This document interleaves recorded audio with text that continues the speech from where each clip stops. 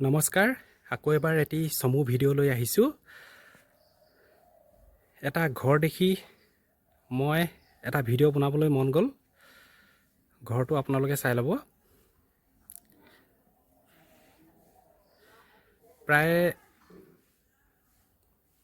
200 বছৰৰ পুৰণি ঘৰ, আৰু এই ঘৰটো আছে শ্ৰীভূমি জিলাৰ মিৰ্জাপুৰ নামৰ এখন গাঁৱত, আৰু মই সেই ঠাইতে মাটি জৰীপৰ কাম কৰি আছোঁ। আৰু লগতে ভাবিলোঁ আপোনালোককো এই পুৰণি ঘৰটো দেখুৱাই দিওঁ বুলি।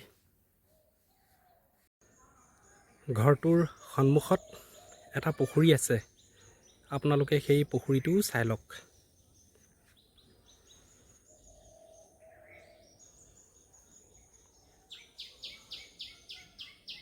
পুখুৰীটো যথেষ্ট ডাঙৰ,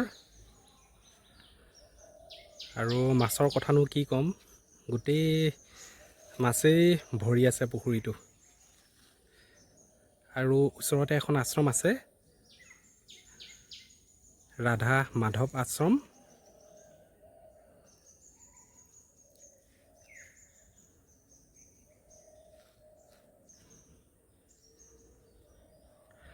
আৰু ইয়াৰ মানুহবিলাকৰ ঘৰত তামোল গছ বহুত আছে, দেখিছে নহয়? গোটেই তামোল গছেই ভৰি আছে বাৰীবিলাকত।